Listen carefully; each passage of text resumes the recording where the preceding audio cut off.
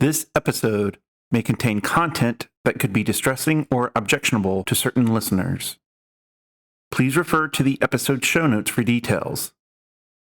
Discretion is advised.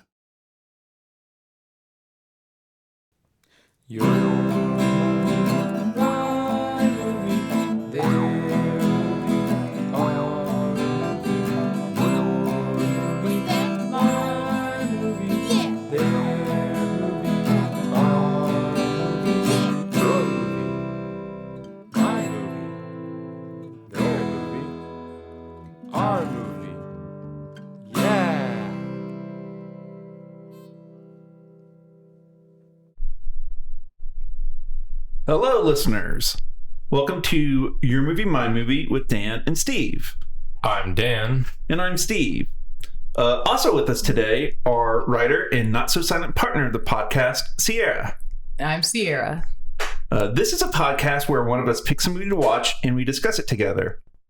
In this episode, we'll be talking about one of Dan's picks, the 2010 movie Monsters, starring Scoot McNairy and Whitney Able, and was written and directed by Gareth Edwards. We will be talking about spoilers, so if you want to watch the movie first, now's the time to do so. But before we talk about the movie, Dan, who would you recommend this movie to? I have a lot to say. Okay. But I won't say it yet. I thought about it. I didn't come up with a good answer, so I'll just say I would recommend this movie to people who want to watch two annoying white people run around whining near the Mexican-American border. Okay. That's accurate. I won't dispute that. Sorry. I won't dispute that recommendation. It's pretty mid, as the kids say. Ciara. Okay. Who would you recommend this movie to? I would recommend this movie to those who enjoy alien movies where the alien gets maximum 5 minutes of screen time. Also, those who enjoy fan fiction and fan fiction tropes, including insta-love. And also likes to couple insta-love with a dystopian sort of movie about two white people complaining so much in Mexico at the Mexican-American border. That's pretty much it. Well, it's funny you should say that. I would recommend this movie to people who want to see a character drama marketed as a monster movie with barely any monsters in it at all. But wait a minute. Am I talking about Gareth Edwards' Monster from 2010? Or am I talking about Gareth Edwards' Godzilla from 2014? Corporate needs you to find the difference between these two pictures. They are indeed the same picture. I haven't seen Godzilla 2014, so I can't comment on that. Well, you kind of have already. You know? Okay. Except Godzilla 2014 is a little longer, which it has no reason to be, with a much bigger budget, which apparently went to Gareth Edwards' pockets. So. See, why did you pick this movie, Dan? gosh, dang. All right, so I liked this movie a while ago.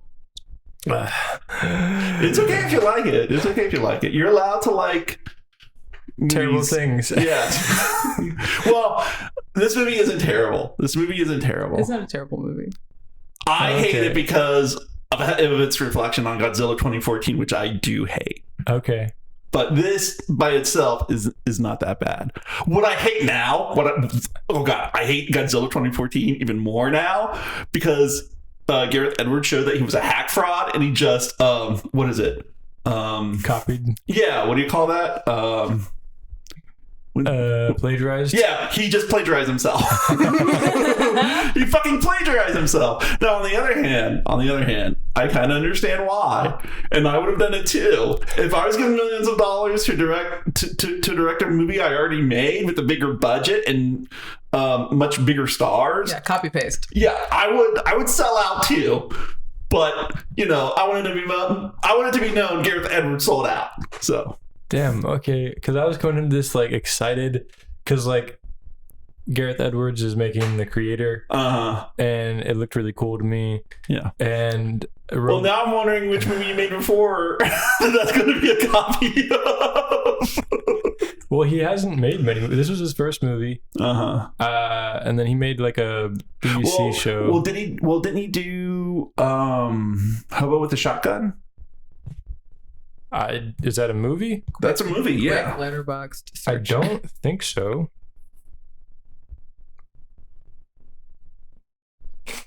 I'm quickly typing, everyone. Oh, this is going to get cut out. Yeah. Oh, no, that was Jason Eisner. Okay, my bad. Somebody else. Yeah. But yes, Hobo with a Shotgun is a movie. Because I was kind of excited for this film. I didn't know much of it, obviously. And then Gareth Edwards sounded familiar, so I looked him up. And he did End Day, which was a 50-minute film he did for BBC. And it was like different ways the world could end. There was like asteroid, or someone accidentally in a lab makes a black hole, and like mass diseases or atomic warfare, like stuff like that. And so he just like it chronicles like all these different ways the world could end. And I have been obsessed with it since I watched it. It came out 2005. I think I watched it maybe 2010, 2011 on YouTube.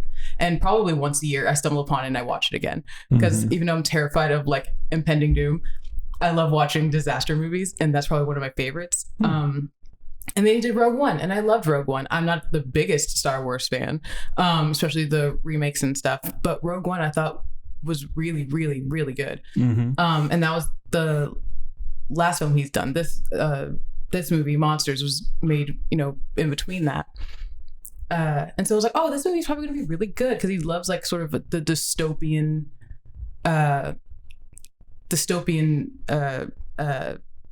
genre in movies, and he doesn't do a bad job at it, other than Godzilla 2014.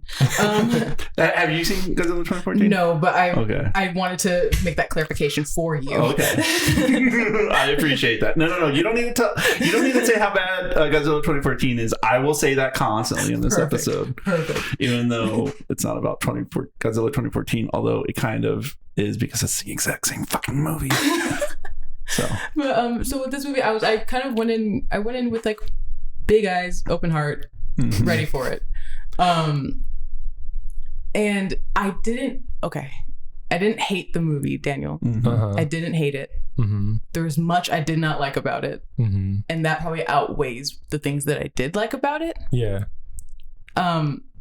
But I did not hate it. However, I will be talking mad shit about one of the main characters. Yeah, like, okay, so I'm sorry. When I first watched it when I was like fresh out of high school probably, and then I watched it again for a film class that I took, and I wrote an essay about it.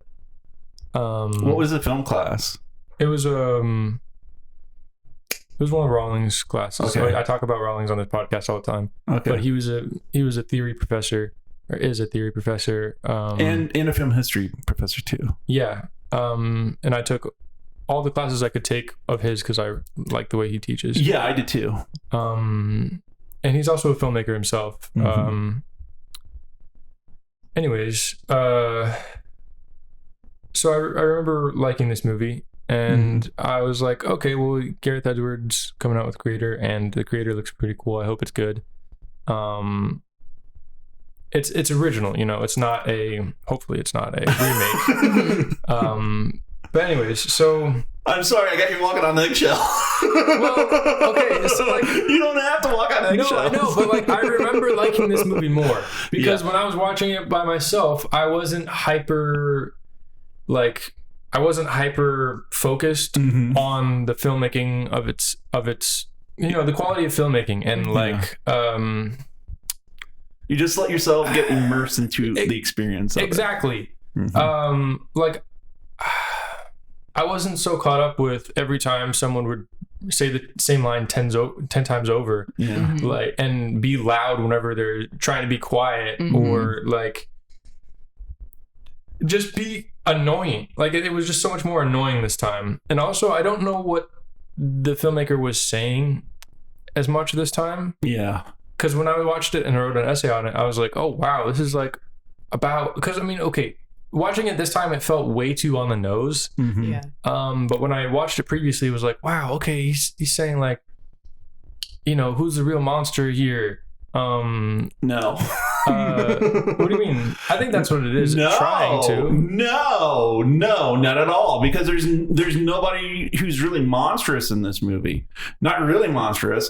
You want to know what Gareth Edwards was trying to say with this movie? What? Hey, I know how to direct a movie. Somebody please give me a budget for my movies. And it worked.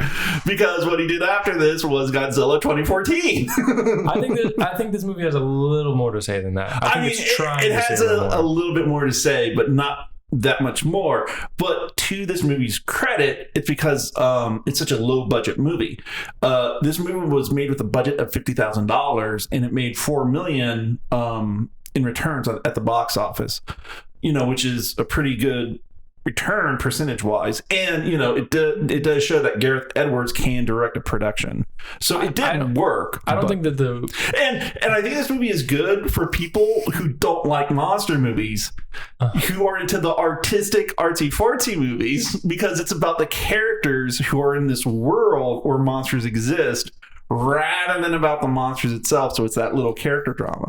Yeah, that's why I liked this movie when I watched it a while ago, because it's like, oh, it's not necessarily a monster movie, it's a drama sort of thing. Yeah. But I think it had a little more to say, and I also don't think the budget would affect its message, directly like that. Budget affects a whole bunch of things, like locations and the caliber of stars you can get, and also the special effects. So yeah, and this movie, it does show like they spent their money wisely. I'll put it to you that way. Yeah. So. But what I was saying about, because like this movie, I think it's about a little bit, or when I watched it in the previous times, I thought it was kind of like about sort of the U.S. and what does the U.S. do, and what does colonization do in a way. Mm-hmm. And because you're watching two white people try to get back into their own country. Yeah. And this is 2010, so it's like a lot of tension around like the U.S. Mexican border. Mm-hmm. And they build a fucking wall. Yeah, I laughed at that part. Yeah, where they were they're on their way, and basically they're called coyotes, people from Mexico who smuggle people into America. Yeah. The woman, she asked them, what is it? Do you think the wall will really work? And I just cracked up when I heard that. She said, where is it? Do you think the wall will keep the creatures out of America?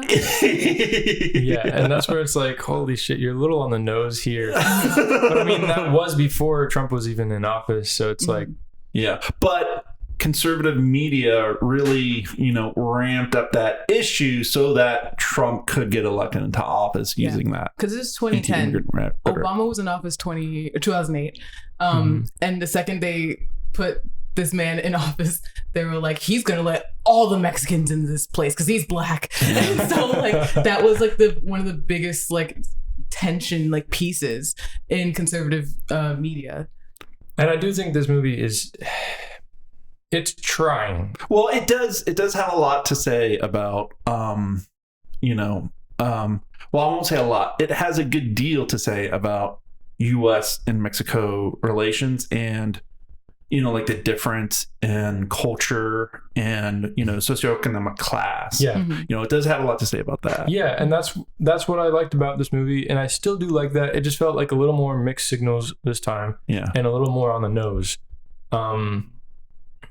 I'm trying to think. Oh, like whenever they're talking about so there's quick rundown of the movie. There are these giant aliens that have come down to Earth. And the ground zero is like right in the Mexican-American border. And so now that has become a quarantine zone. There is the daughter of a rich news conglomerate person is in Mexico with injured arm, and a photojournalist is sent to get her, a photojournalist who already works for the magazine or whatever, is sent as a favor to try and get her back into the U.S., back to her daddy. And the photojournalist just wants to take pictures in the zone, the decontamination quarantine zone. Yeah, because he feels like this will be like his big break, and he'll be taken seriously and not sent out on like bitch errands by and he'll get lots of money. And he'll get a lot of money. Yeah. So it follows the journey of that reluctant sort of guide and the girl who is a the daughter. So and then the two fall in love. Of course they do. We will get there because I'm gonna tear that shit to shreds. Yeah. That one again, upon watching it this time, was not as, that was pretty cringy. Yeah, that entire love story there. But okay, after the quick rundown. Okay, so then I was going to talk about how they're talking about how the monsters don't really mess with anybody if they don't get messed with. Mm-hmm. But the U.S. keeps sending jets over, dropping poison on the aliens, poisoning the aliens and their spores that they have put in the trees. Mm-hmm. Which is how they reproduce. Yeah. Well, maybe. I think maybe. I don't know if it's how they reproduce, because I think they were, fucking in the end. Oh, okay. Yeah. The aliens were. Well, pardon my French. It could have been they were fertilizing in the end, and then they plant the spores on the fertilized spores on the trees. Mm-hmm. So. Yeah. Yeah. But yeah, so that I thought was another bit of, it's an interesting. It's like it's trying to say, look at yourself from the outside, and what do people think of you, and how are you really? Not just look at yourself from America lenses at America. Look at yourself from somewhere else and try and have some perspective. I think that's what the movie was trying to do a little bit. Yeah, I guess in the beginning of the movie, there was a newscast playing, and it was talking about how it's kind of one of those, like, if you're not paying attention, you're not going to catch it. How the president was talking about, because of the wall, none of the aliens are going to, get into America, so they're not worried about the safety of Americans when it comes to these aliens. But then when they're with the guides and they're like an hour and a half away from the border wall, they're talking about how the U.S. keeps sending over chemical weapons. Mm-hmm. And it really, it makes a note of how the American government, American military complex, like, they don't worry about domestic issues. They're always in somebody else's business, and whenever they quote unquote think they're doing good, they're obviously not. But it's always for the greater good, especially if it's concerning American citizens. Only if it's considering American citizens. And so I feel like they toyed with that message a lot throughout the movie.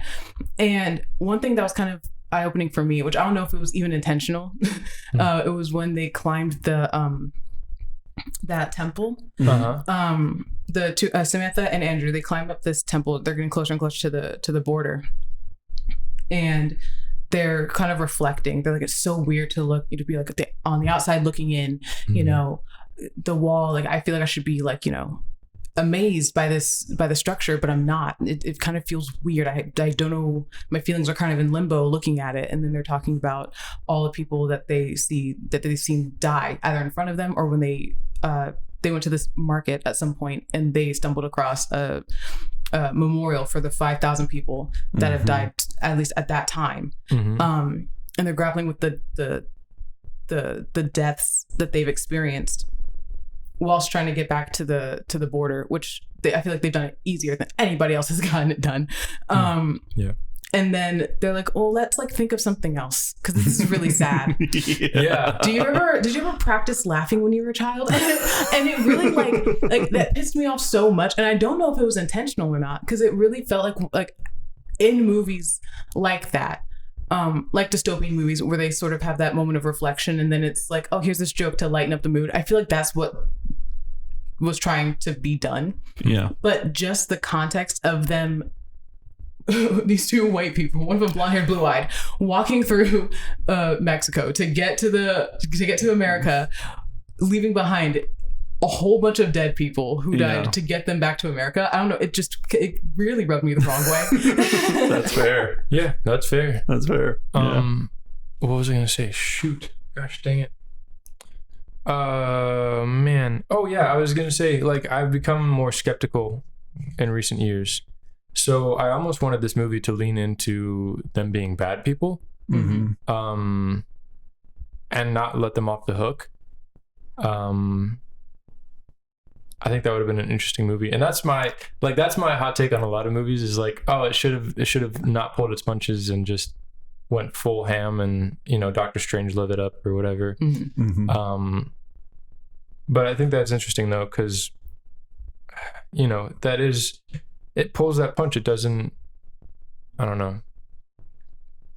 Well, actually, that doesn't pull the punch. Really, them laughing about it, that makes them look like worse people. Yes. Yes. But it does. That's not what the movie is necessarily trying to do, I don't think. No. Right. And in addition to that concept being explored, they also touched a little bit on exploitative journalism. Yeah. And I thought that was going to carry out throughout the end of the movie, but it didn't. No, he has a change of heart. Right. Maybe. Exactly. Exactly. Because there's a very slight conversation. It's all like almost within a montage where they talk about Samantha mentions how Andrew just keeps taking pictures of shit, and it's terrifying and terrible, and he keeps trying to interview these people who don't speak any English, and he's getting frustrated with them, which I fucking hate Andrew. I love Scoot McNairy though. I don't think I've seen anything else he's been in. This might have ruined it for me. No, he kills me in this one. Please no. Okay. Anyways. But she's like, this is awful. This is you're exploiting all these people. They're going through this tragedy of these aliens destroying their home and then the US destroying them. And he almost equates exploitive journalism to the medical system. Yeah. Which in a sense, sure, but coming from him, it's so fucking tasteless. Well, to be specific, though, it's the American medical system. Yeah. But also, he does say something valuable. Oh, were you going to keep going? A little bit. Okay, go ahead.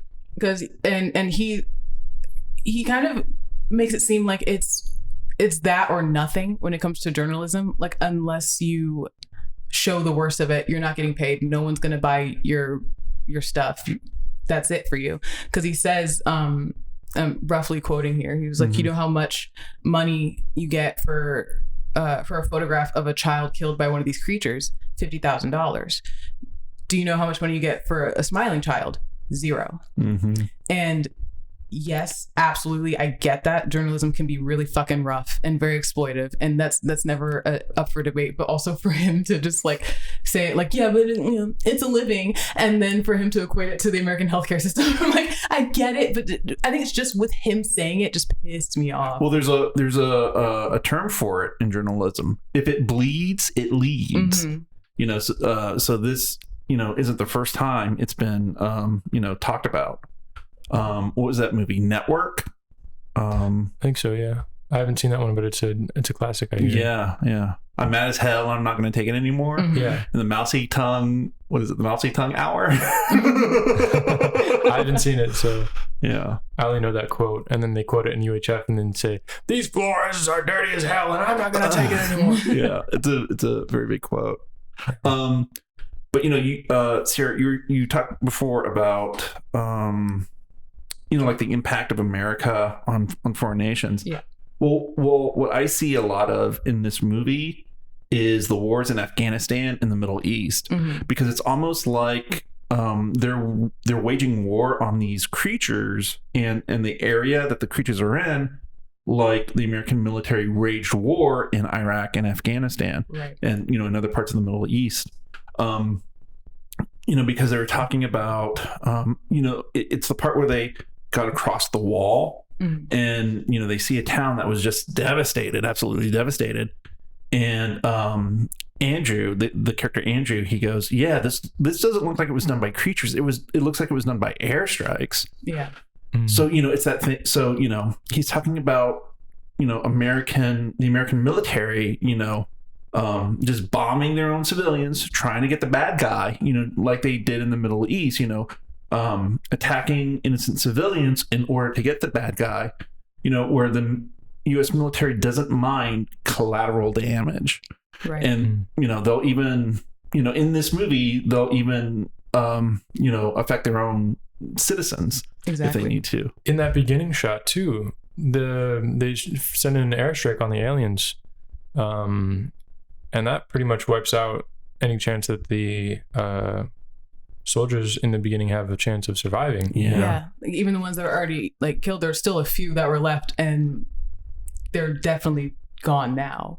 Yeah. Also, I just want to make I first time watching this, I didn't notice, but this time and the last couple times I watched it, it's cool. You guys might have noticed, but the ending is the beginning. Yeah. Okay. I noticed that by the end, but I should have paid more attention to the beginning. Yeah, and it's crazy because so I watched it multiple times, but this time especially, I noticed that it even shows Andrew and Sam in the beginning. Sam gets hurt and Andrew picks her up and starts running with her. Exactly. But when I watched it the first few times, the first time I didn't really know for sure if that was the beginning.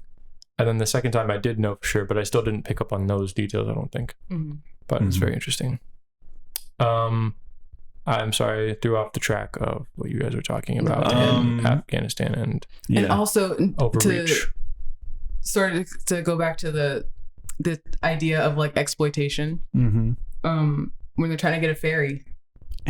Oh yeah, I love that part though. I think that part is really effective because I feel like that's what they did well, and that's where the conversation could have remained sort of with this movie, or they could have extended it past this, because with Andrew, because he's a journalist and he needs the blood to get money, you know what I mean?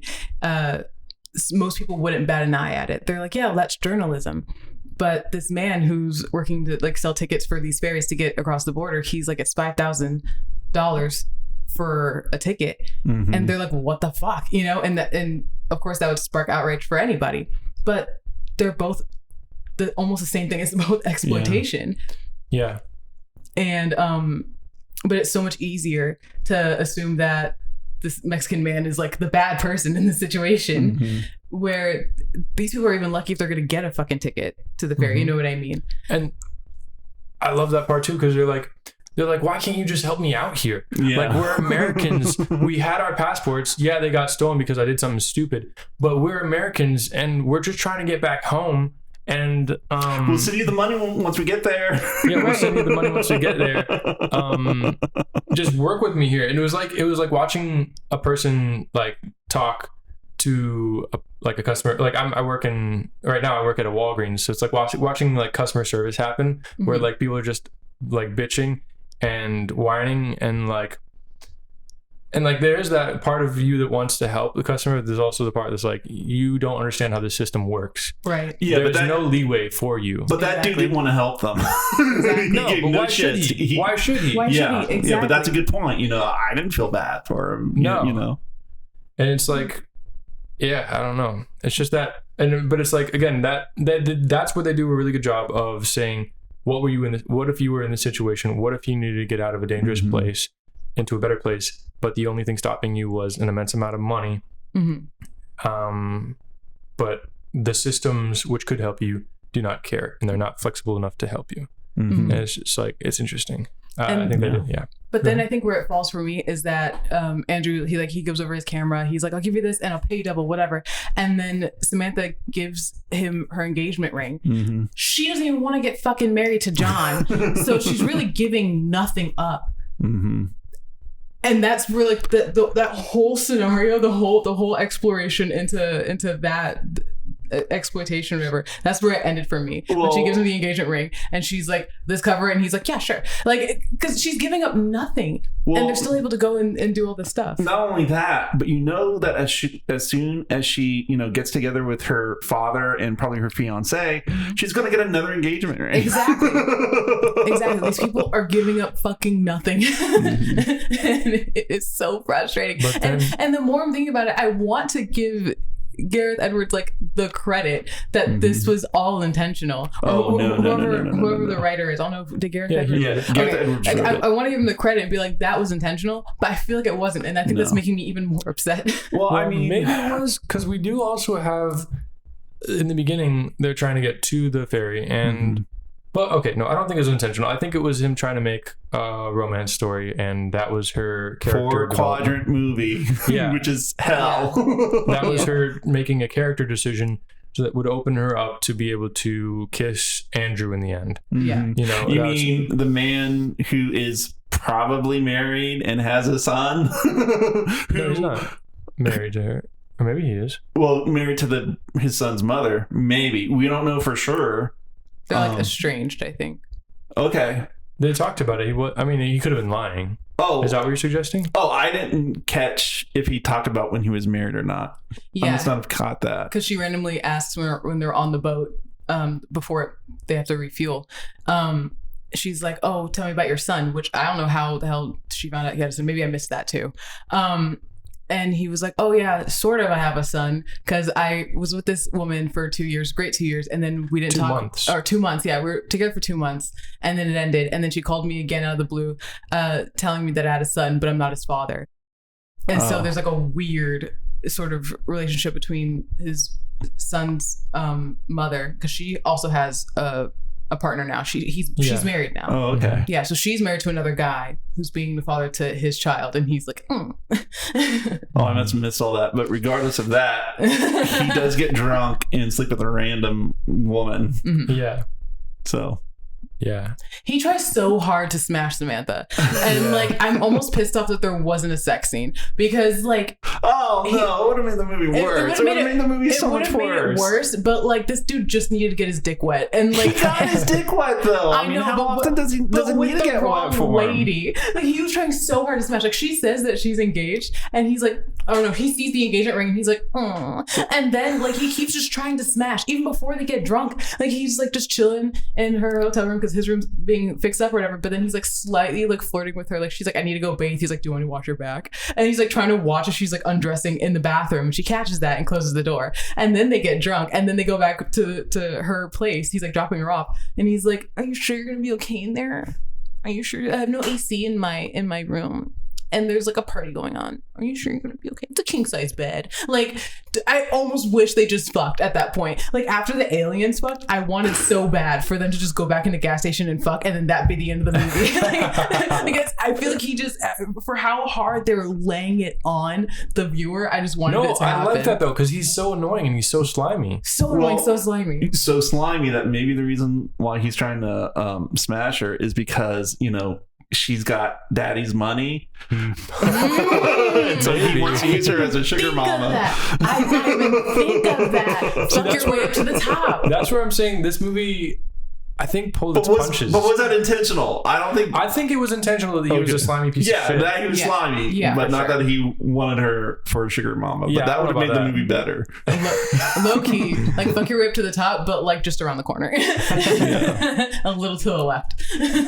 Yeah. I'm trying to think of, oh man, what was I going to say though? Something intentional.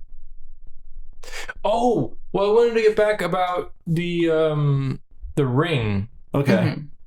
Because there was a note of, they give up this thing that means nothing to them because her dad's a millionaire probably, or billionaire.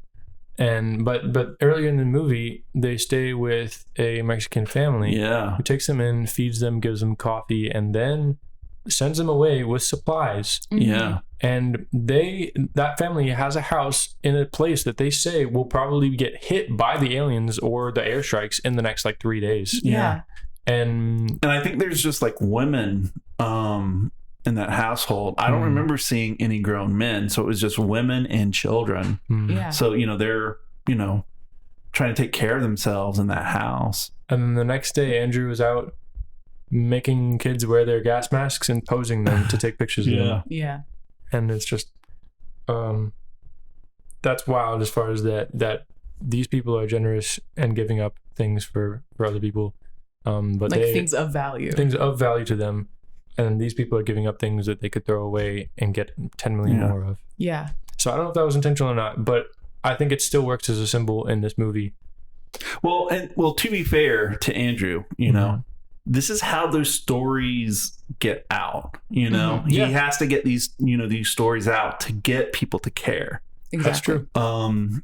I know there's this famous photographer who, he was seeing the starvation in Africa, and, he was taking pictures of these starving Africans. And then when they got published, they were like, well, what did you do to help them? Mm-hmm. But, it's almost like, well, he's just a photographer, right, yeah. And this is a systemic problem. Right. Yeah. So what was it? I think they were, it was a scene where they were on the boat and the engine had cut out. Yeah. And then the creature was coming underneath the waves. Mm-hmm. And Sam goes, why don't you do something? And, stop taking pictures and do something. And Andrew's like, well, what do you want me to do? Yeah. I love that part though. Cause it's like, what is any one of these like, they have Mexican guides basically with like AKs. And it's like, what are they doing? How are they going to take down these 100-meter monsters, If they're only being taken out by airstrike, what are these AKs gonna do? Yeah. If they're even being affected by the airstrikes, we don't even know. Exactly. Yeah. Well, actually, they probably are, because there are some dead aliens. Mm-hmm. That's true. But yeah, like, what are they doing with the guns? Because it's not gonna do anything. Anyways, but yeah, this movie does give you a lot to talk about, a lot to think about. Mm-hmm. I think it just doesn't fully stack up. Right. Mm-hmm. It's like they tease the conversation and then they go back to the insta love trope, Yeah. And it just it cuts it sells itself short, really, because the movie could have been longer and probably better if they had explored those concepts further. Well, I told you, what's the message behind this movie? It's exactly what I said, that Gareth Edwards knows how to direct a movie and use the production. That's what all this movie is for. They had he raised $50,000 and, he did this movie. And, I think that's also why it's the instant love thing, because you can't make a Hollywood movie without having it be 4-quadrant. And for those of you who don't know what I mean by 4-quadrant, is the 4 quadrants are, men, women, young, and old. And so what Hollywood movies want, what Hollywood studios want, are movies that will hit in all 4 of those quadrants. Movies that men can like, movies that women can like, movies that the young can like, and movies that the old can like. So what a Hollywood movie will try to do is be likable to all 4 of those demographics, which is why all of those Hollywood movies all feel the same and feel very, very bland and don't really say anything. Because, if you try to, focus it on or target one of those, then you'll miss the other. And so, this is what that movie does. It tries to hit men and women. It tries to hit men because, it's kind of action-y. And it, supposedly has monsters. It goes for women with the insta love story. The young, well, they're young, young man, young woman. And it's old because, I don't know. Because of potentially the commentary on socio-political stuff. Yeah. And because it's a little more complex than just your average monster movie. Yeah. Well, and to Gareth Edwards' credit, the reason why it's more complex is because they had such a small budget. They couldn't use, production value and special effects, to really bring that out. So he tries to bring it out in the writing and the performance. And so, I give him credit for that. Yeah. And I do think, I'm sure part of him cares about these themes that he's bringing into the film. You know what I'm saying? Yeah. I don't think it's just like he's only doing it for the 4 quadrants. I think he cares about the movie. Yeah. And the themes part of it too. You know what I'm saying? But what I'm saying is that he knows what he's doing. Yeah. He's aware of he wanted to make studio executives know that he knows what he's doing. Right. So they'll trust him with a bigger budget, which they did with Godzilla 2014. Yeah. I'm gonna go off topic really quick. Go ahead. Really quick. I just want to know if anyone else thought this, if it was just me, or if you guys think it's intentional or not. So the cost for the ferry ticket is $5,000. Yeah. And then just after that, we learned that there's been like 5,000 people dead either within that town or so far. Mm-hmm. Do you think that was intentional? Like for like every person that had no chance to escape, they tack on $1 more for the ferry ticket?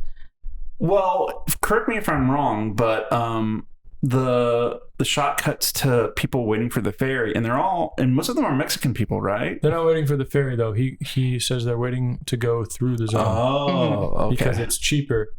But later in the movie, then he says it's more expensive. Yeah. But I think that's because they missed their time opportunity. Yeah. So he says that, if you want to go through the zone, it's cheaper, but it's more dangerous. If you don't have as much money, there's more risk. He says that. Mm-hmm. Right. And so that's why But then later, it costs more money to go through the I think zone. that's because it was a timing thing. They missed the time when they could have gone as a group. I think he was trying to fleece them because they were American tourists. That too. And so he Could was have been trying that too. Yeah, definitely. milk them for all the money he could. But it also is accurate to the story because all the guides are really reluctant because they're like, it's too late. This is getting more and more dangerous. Yeah, but then I wonder how much money the broker actually kicked back to him. That too, yeah. I just watched this like TikTok video, and I won't say the country. But they were talking about how in that country the restaurants there charge American tourists more money than they do Locals. people. Yeah, locals. Yeah. Which I see no problem with that. Me neither. They have more money. They can give more money. Exactly. Mm-hmm. I went to Cuba when I was like 13, and there's like tourist dollars, and then there's normal dollars, like Cuban dollars, and they're completely different. And tourist dollars are extremely much more valuable. And so it's like $1 for a Cuban to attend a Cuban baseball game, but it's like $8 for American and tourist dollars. Like, I don't know if that's still that I could have gotten a lot of that wrong factually. So don't like quote me or cite me, but like it is what it is. It's $8 in the end of the day for a tourist, but it's so much more for other people, and it's like it is what it is. It is what it is. If you can.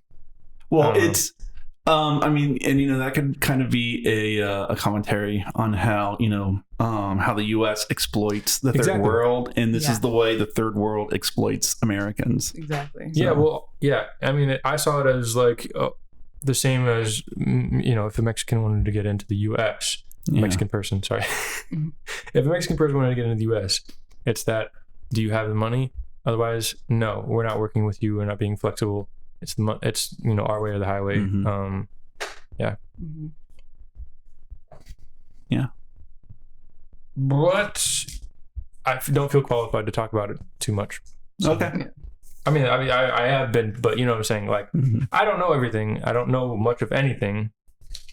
That just seems like it's what the film might be symbolizing or saying. It's okay. The people who are listening to our podcast right now won't cancel you. Cool. Hopefully. You need to star in their films. Can I talk about the alien real quick? Sure. Yeah. All right. So the alien that we see maximum 5 minutes of throughout the whole runtime of the film. I love the design of it. I love the design. I knew you would love it. I was really hoping you'd love it. I'm very big on, like, if I'm watching an alien movie, the alien better be the coolest fucking design ever. And I really did like this one. Even it's just a massive octopus. Well, but it's like it's more than that. Well, I would describe it as a Cthulhuoid prawn. Yes, yes. I immediately thought of Cthulhu when I saw it because all I saw were the tentacles, and I was like, period. I absolutely loved the design of this alien, and I hate that we don't get much more of like the characteristics of it, because we know that they didn't have the budget. They didn't have the budget for that. I know, but it makes me so mad because we know that they lay their eggs in the trees, they go back in the water, right? And then we know, or we get a glimpse of it like feeding off of electricity Yeah. in the gas station, like the last like 10 minutes of the movie. We see it potentially mating in the end or whatever, but we don't really know anything about them. We've been told that like if you don't mess with them, they don't mess with you. They hunt at night or whatever, or like they're more active at night than they are in the day. That's it though. And I want more exploration to this alien, and I knew we weren't going to get it considering that within the first half of the movie we barely saw one. But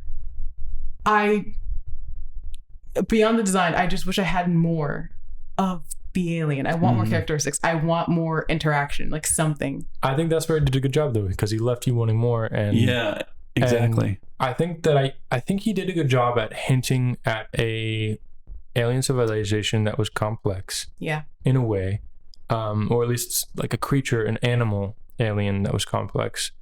But he didn't have to explain everything. He gave you enough to feed your curiosity and also intrigue you. You know what I'm saying? Yeah. At least I was intrigued by it, and I think that it wasn't just a predator alien that it's a kill monster. You know? No. It was a creature, and this is a little bit of how it works. He gave you a few, writing pieces about how it works. I really liked that. Yeah. Yeah. And I really quick, I wish that with the gas mask thing, I wish that instead of, because I also am very confused about the gas masks, because I knew because of the chemical weapons and stuff you would have to wear a gas mask, but like, did they also have to wear it because like the way the aliens lay their eggs, they're sort of like spores, because they're fungi when they're on the tree, they're like mushrooms, so like would they have to people have to wear masks so like they don't accidentally inhale an alien like well, I think it says more that the reason why everybody wears gas masks is because of what the Americans are doing rather than the aliens. That's a I interpreted a choice too. I interpreted it. Whoa, that's a hard word for me to say. Interpreted it. It's a big word for Elmo. As like they don't really know why they use the gas mask. It's just there just in case. Maybe the aliens are going to contaminate them. But there's no like evidence of humans being contaminated by these aliens. No. Right. Maybe they're carrying the spores because the spores got on them or something, but there's no evidence of that either. No, but they could be killed by the chemical strikes that the military is dropping on these creatures. Yes. Right. Yeah. But then they call like those like highly, I guess eradicated zones like the infection zone. So there's an idea that the spores are infecting people, but again, there's no cases on that. At least what we've been shown, or heard on the news or anything. And when there's when they get to the in the beginning of the movie, they get to that place with the woman and child, and they're taking care of them. We have to get off the train and stuff. The child's watching television, and there's like the alien, and then the child puts on a mask. Yeah. But there's no like anything else beyond that of like why the child puts on a mask. They just see the alien and then mask. It's like a cartoon for kids. Yeah, it's a cartoon for kids. And so that's why I was thinking. Oh yeah, it's a PSA that's a cartoon that's like teaching people and kids to put on their masks. Yeah. Yeah. But it almost seemed like whenever if you see an alien, you have to put on your mask. But that could also be because the Americans will drop chemical weapons soon too. Exactly. So. But when I saw that, I thought that it was because like the aliens emit something or something. You know what I mean? Also, the thing about the PSA that it doesn't frustrate me, but it was kind of funny. So the aliens are only like busy at night, but in the thing, they're in the daytime. in the advert or the PSA, they're in the daytime. So of course children are like, oh, I don't want to go out in the daytime then because there's going to be an alien there. But they go out at night. So it's like make a better PSA. Make a better fucking PSA. Like if you're trying to protect the kids, make a better PSA. Yeah. Make it make sense. Just a little bit. One of the things I wanted to talk about that this movie uses is it's fear of the unknown is what it really is. You have all these questions, Ciara, about these creatures, but we don't really know anything. Right. And so it's that fear of not knowing, well, is it this way or is it that way? And this movie exploits it very well. So yeah. I was going to talk about how early in the movie, she's talking on the phone with her dad. Mm-hmm. And her dad's all worried. And she's like, it's not that bad here. It's really not that bad. You just got to stop watching the news. Yeah. Or watching the TV. Yeah. Which is hilarious. Well, I actually had a real life moment like that. It was way back when, so I got kicked out of college the first time, and then I was going back to community college, but this was in Fort Myers. And I had stayed up all night the night before, playing a video game. And so instead of going to sleep, I decided to go on to my speech class. And then, I was in class, and then the professor came in, and he goes, well, good morning, folks. It looks like there was a terrorist attack in New York City. So I just hope, the best for them. And we continued on with class. Yeah. And then we, I left, and then, and then I drove back to the place I was staying, and then, I got a sandwich, and I took a nap because I hadn't slept that night. And then my mom calls me and wakes me up, and a little bit later, and she's like, oh my God, the World Trade Center was attacked, an airplane was, and I'm like, mom, just turn off the TV. Just turn off the TV. Well, the reason why is because she's just driving herself crazy. Yeah. And, we don't have any folks, in New York, we don't have a personal connection to that. Yeah. So I knew that she was just going to drive herself crazy and anxious if she kept watching it. Yeah. So I'm like, mom, and, the news, it is important that they, report on events. But the news can be exploitative. Of course. Yeah. And, riling up, anxiety to keep people tuned in. Yeah, that's all they do now. Yes. Yeah. So that was my moment with that. That's so wild. That's so wild. Yeah, and then the next day, oh my God, the entire country lost its fucking mind. It's crazy that you were in a speech class in college. Yeah. I was 6 days away from turning 1 year old. Yeah. That's fucking weird. Yeah. Y'all don't know a world before 9/11. I was just one. I had just turned one. Yeah. That's so fucking bizarre. Mm-hmm. Y'all don't know a world without the internet. Yeah. So. Yeah. Oof, goodness. I didn't have a smartphone though for a while, or an iPod for a while. Yeah, but even so, Yeah, definitely no. Yeah. I'm trying to see what other notes we have. What? I'm trying to see what other stuff we can talk about this movie. Well, I wanted to talk about. We don't have to try that hard. What was I gonna say? Sorry. No, you're good. You're good. Man. Oh yeah. All the VFX were done by Gareth Edwards. Really? Oh, neat. Yeah, he started out as a VFX person. Oh, I didn't know that. And so this was his movie. He did all the VFX for him. Well, that's good for him since there's so little of it. Well, yeah, but it's still impressive to me because actually there are a lot. I mean, he did all those tanks. If you look back, there's a bunch of tanks. There's a bunch of missile carriers. There's a bunch of there's signs that looking at. I was like, that's probably in post. He put those signs up. I see. Yeah. There's a mural in the background that they might have painted, but I'm pretty sure it's just they put in VFX.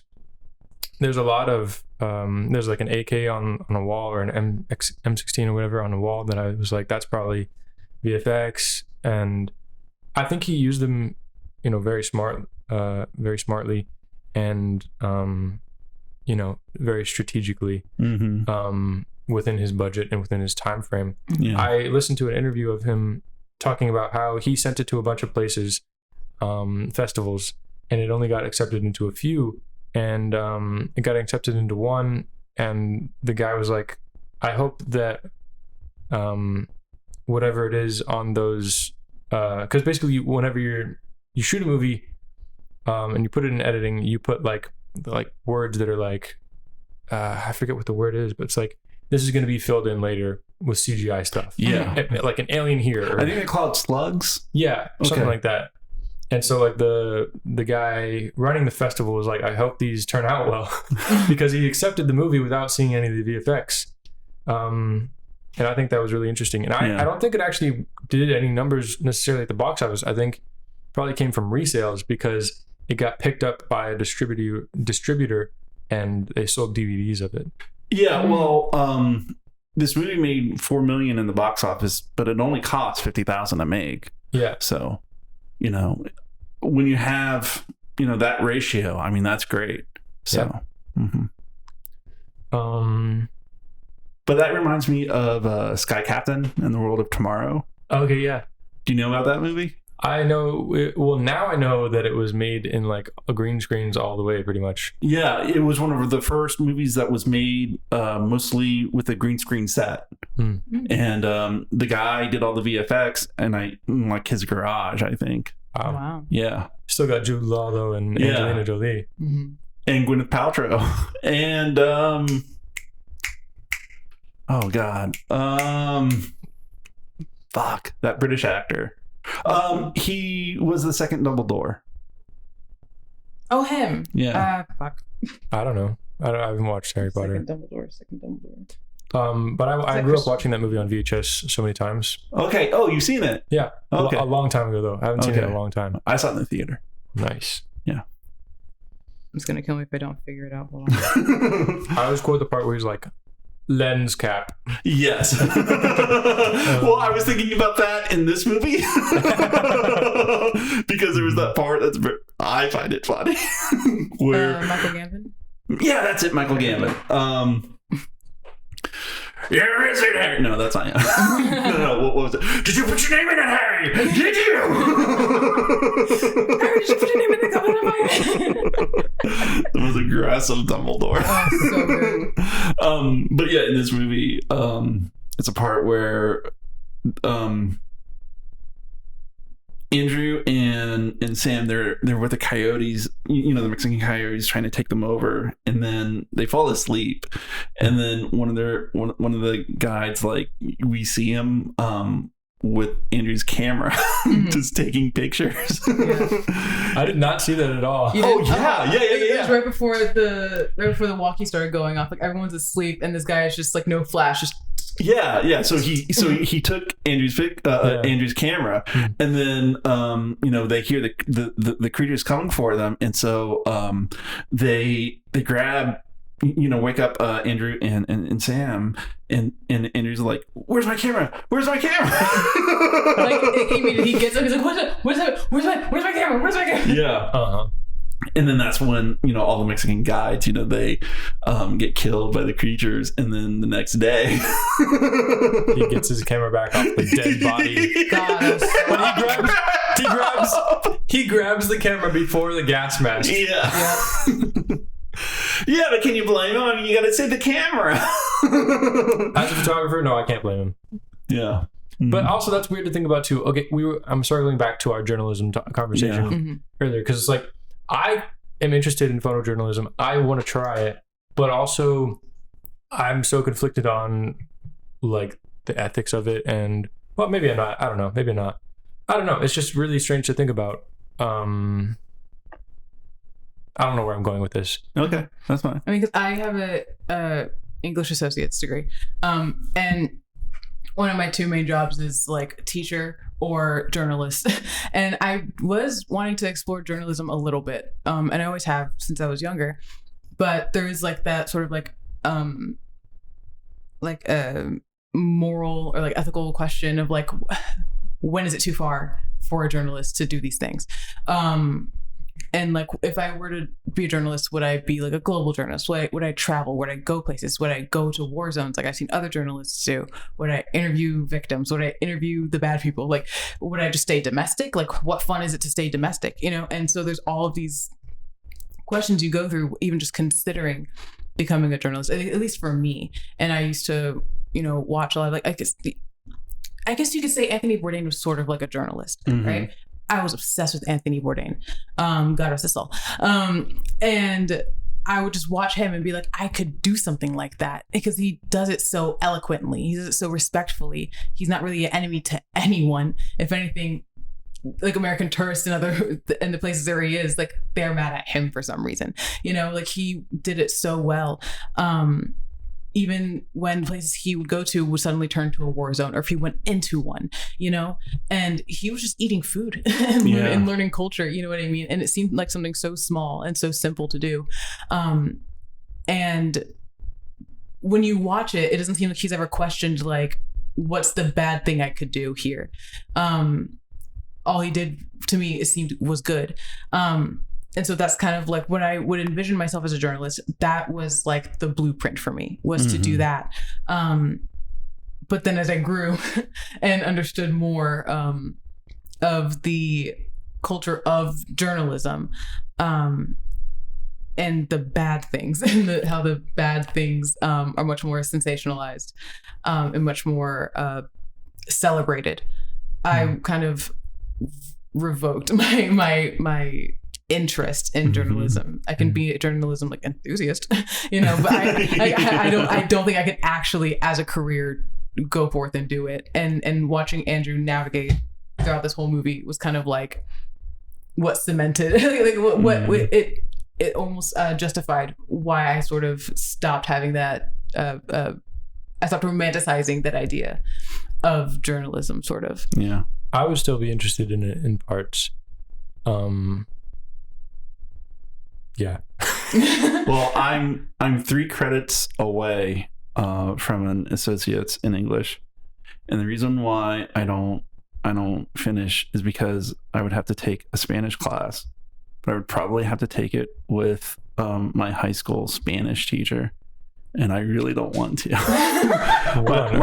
my high school Spanish teacher is now a college Spanish teacher. Oh, gotcha. And it's like, I don't want to deal with that. But anyway, when I was younger, my dad was like, hey, why don't you work for the, little newspaper, since you want to be a writer.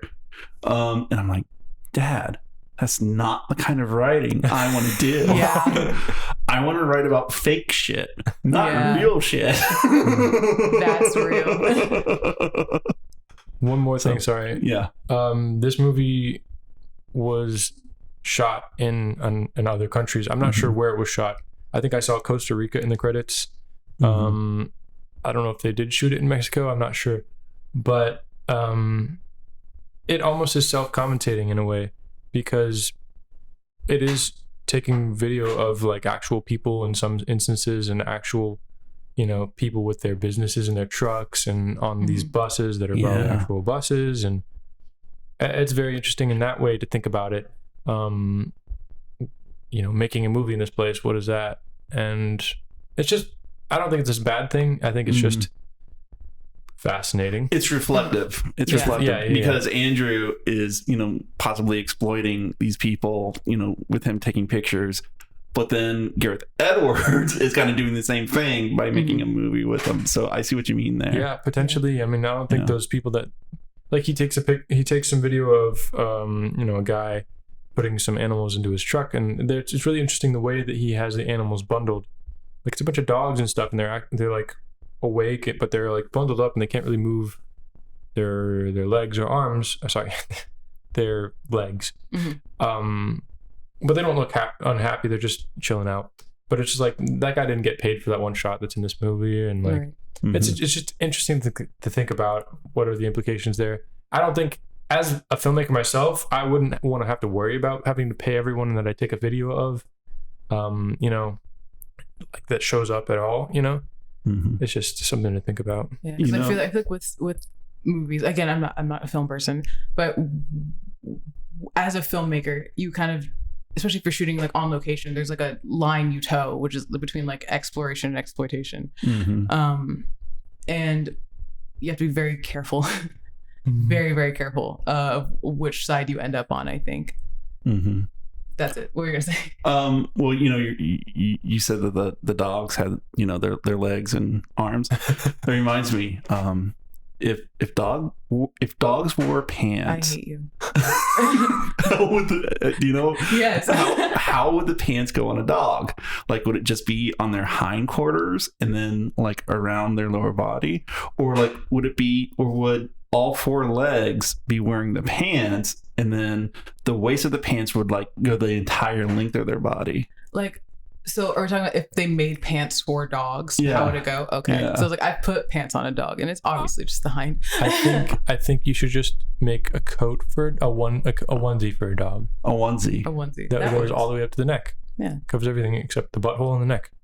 Or the There's also the peeing tail. area. Well, there's also the tail. But, Yeah, you got to leave the hole for the tail. Okay. I saw you think there for a second. I was confused. Talking about a onesie, we'll get into conversations about canine anatomy that are beyond this podcast. Okay. That's all I'll say. Yes, Ciara. How would you put pants on a dog? Oh yeah, I go for the hindquarters. I think hindquarters. I feel like that's just more comfortable for the dog as well. Well, also, how do you keep it? If it's lengthwise, how do you keep it from falling off? I mean, yeah, there's a belt, but like, then you want to put a belt on the dog? yeah, and you also have to like cinch it above, like So yeah. Right, and I feel like if you had like the whole undercarriage like with like jeans, like it would you chafe the nipples a lot. Yeah. And dogs already that's one of the problems with having a onesie that I didn't want to talk about. Exactly. Like I feel like the dog would just be very uncomfortable, and I'm sure if there's an itch, they usually itch around in like their abdominal. And this way, if you can put a coat on them, because the coat can go on their forelegs. Because if the pants is lengthwise, you can't put a coat on them. You can only put a cape on them. Exactly. I say it's like a jacket, so it goes around their shoulders, down, and it covers their front paws. Yeah, and then it goes around and it covers their back paws too. But it's open and it's like in open the belly, season on the belly, open in the belly and in the butt. You're so funny when you try to defend yourself. That's kind of what I was saying earlier. Oh, okay. I was saying leave a hole for the butthole, and and then for the Okay. if it's a guy, leave a hole for the underside. But now I'm adapting it to leaving the belly open too. Okay. Okay.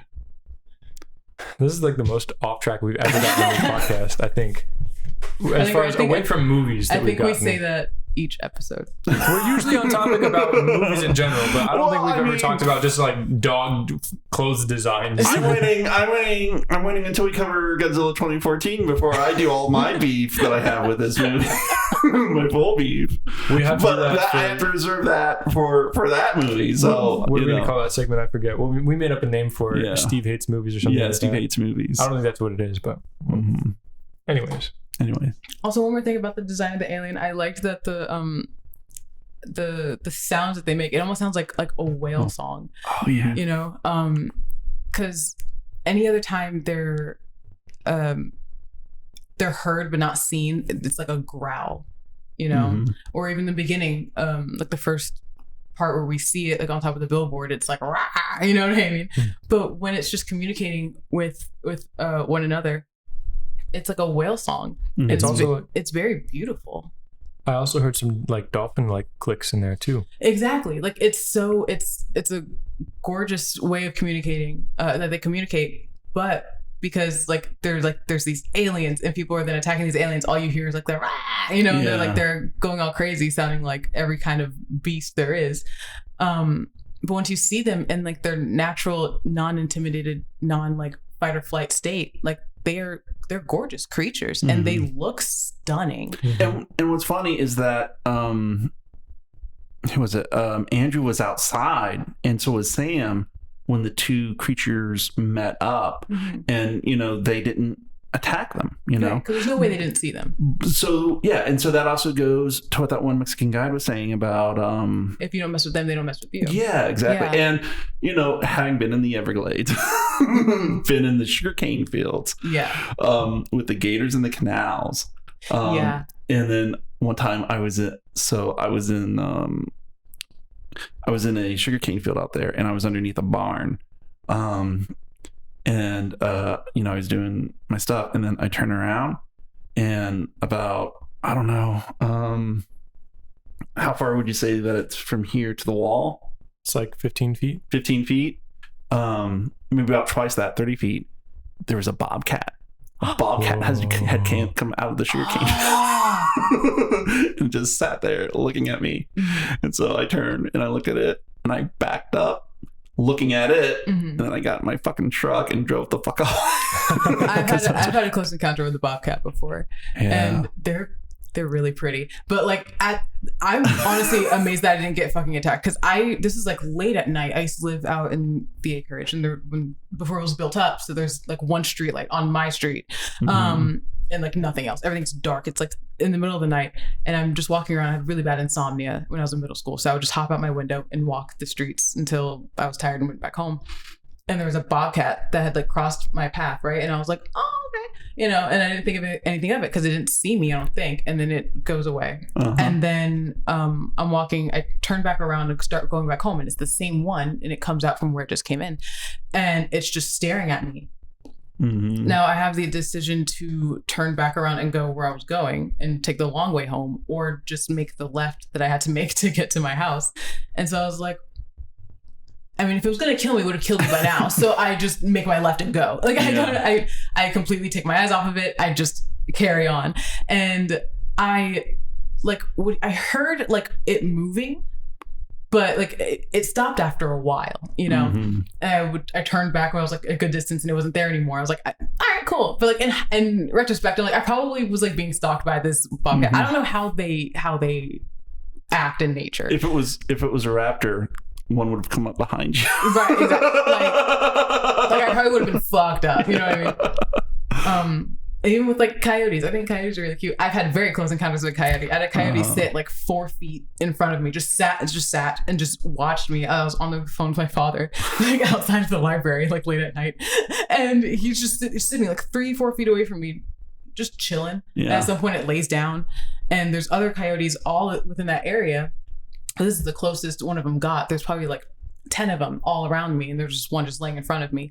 And I on the phone with my dad, I'm like, what do I do? He's like, how many are there? I'm like, a lot. And he's like, is there one in front? He's like, yeah, it's laying down like at my feet essentially. And he's like, oh, well, like, don't like move too fast. If you're freaked out, just like get up slowly and leave. And I'm like, okay, but of course I didn't. And I just waited till one of us left, and eventually the one coyote left. But I just sat there, just like, do I make eye contact? Do I look down? Like, what do I do? Because really, these things are scared of you more than you are of it, Yeah, they can be, yeah. Yeah, and so it's like, I guess let's go back to the aliens. Like, it's like these creatures, they're just like, they ended up here. They don't know what's going on. And now there's like a bunch of big booms coming their way for them. What the fuck? So of course they're going to be freaked out. And of course there's eggs everywhere. So of course they're going to be territorial, because that's animal nature, and these things aren't animals, but they're going to be animal like, and so it's when it comes to alien movies, I very quickly become very sympathetic of aliens. I never ever on the side of humans. Very rarely am I on the side of humans when it comes to alien movies, and this is one of those movies where it's like they're not doing anything wrong. They're just scared. I think the movie agrees with you too. Yeah, in that way. Yeah, they're just for sure. Scared beings, and especially like at the end, that's like the sort of the conclusion. But like throughout the movie, because we know so little of them, we don't see them anywhere, and because the US is like using chemical weapons and airstrikes to kill these things, it's just like, well, these bitches are big fucking business, and like they're like marking, like they're tracking how close they're getting to the US border, and that's like where most of the danger is gonna be. If they get over to the US for some fucking reason, it's gonna be 10 times worse for everybody. And so like in your head, it's like, this is like Godzilla levels of mass destruction, and like, we're so scared of this shit happening, oh my god. And then you get to the end and you're just watching these two gorgeous aliens fuck, like standing like 30 feet tall, and it's like, oh wow, they're stunning. These are beautiful land sea creatures from space. That's what I like about the movie.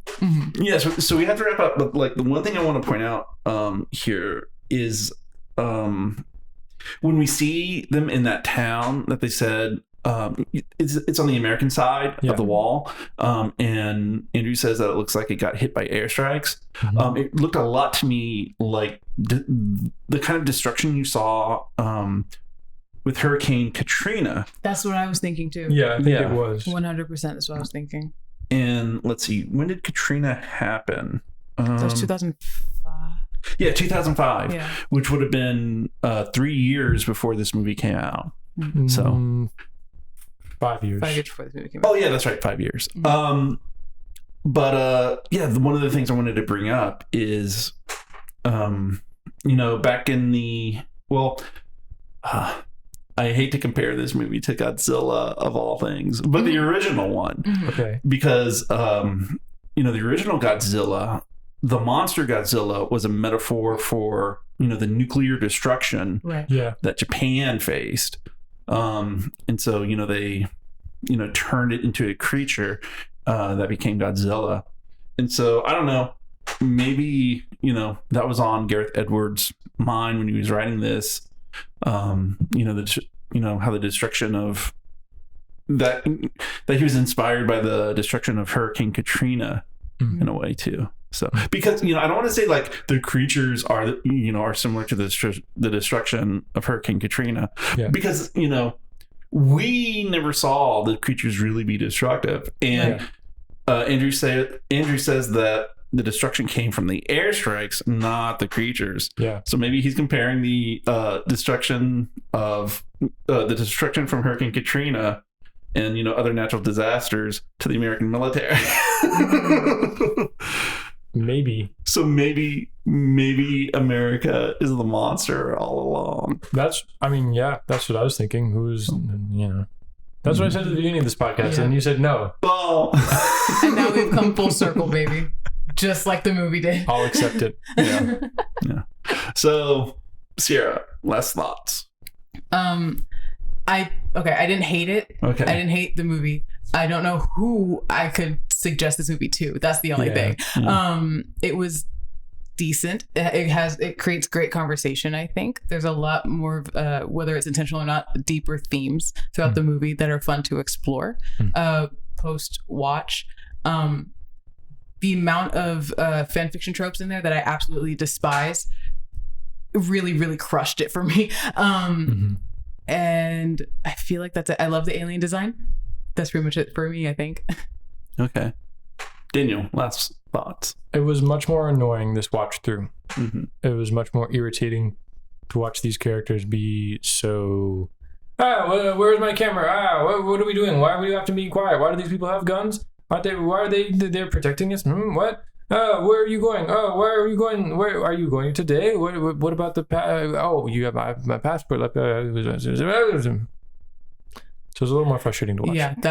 Yeah, for sure. But I still do like the core idea of making an indie movie that is a sci-fi monster movie on a small budget and making it about the people in that place at the time. Mm-hmm. I like that concept and I like aspects of this movie, but this watch through was frustrating for me. You should watch Shin Godzilla, because that's kind of like that. Except better, because the people who know Godzilla did that. But anyway, so yeah. So okay, I'm down. Okay. That's what I'm trying to think of if I have any other comments. Also from the filmmaking standpoint, it's fun to watch and think about using your dollar to the max. Mm-hmm. Mm-hmm. Yeah. Well, in that regard, I just wanted to point out real quick, the cinematography of this movie is really great because it looks like it's all handheld. Yeah. And so it has a very gritty, almost documentary, feel to it. Yeah. Kind of like what William Friedkin used in a lot of his movies, especially in The French Connection. Mm-hmm. So one really small comment before, I think the actors did a really good job in this movie. Yeah. I don't have a problem with the actors at all. No. Yeah. Probably just how the characters are written, but the actors did great. Yeah. All of them did. They did great with what they had to work with. Mm-hmm. Yeah. Let's see. Steve, what did you think about this movie? Well, my last thoughts are, like I said, most of my hate from this movie comes from how it reflects on Godzilla 2014, which I really fucking hate. And it also, but I do like this movie a lot more than I like Annihilation, so fuck that movie too. Damn it. We literally were just talking about Annihilation earlier, and he was like, oh, Steven hates that movie. That doesn't seem like a shocker to me. That's another thing I'll have to think about, like, which movie do I hate more, Godzilla 2014 or Annihilation? We have to put that on a list of movies that we're going to make you watch for content. We're going to exploit your hatred and your feelings. All for the dollar. As long as I get paid. So Before we go, we'd like to give a shout out to the bestest friends of the show on our Patreon. Thank you, Brian, for your support of the show. If you'd like to be one of our bestest friends of the show, then check out our Patreon page at www.patreon.com/yourmoviemymoviepodcast. And thanks for listening. All right. Well, I guess that's it. All right. Cool. All right. Thanks for this episode, guys. Yeah. I'll try and pick a better one next time. Sorry, guys. No, it's fine. Stop. It's fine. It's fine. It's fine. We talked about it. We talked about it for a good deal. We had a lot to say about it. I'm gonna pick like the shittiest movie for my pick. That's so fine. Literally, Oh, it's and okay. Just wait. Just wait. Just wait. Just wait. I can't wait. I'm but so I have excited. To. I have to. Okay. All right. Well. Yeah. Bye, guys. Bye. Y'all come back now here.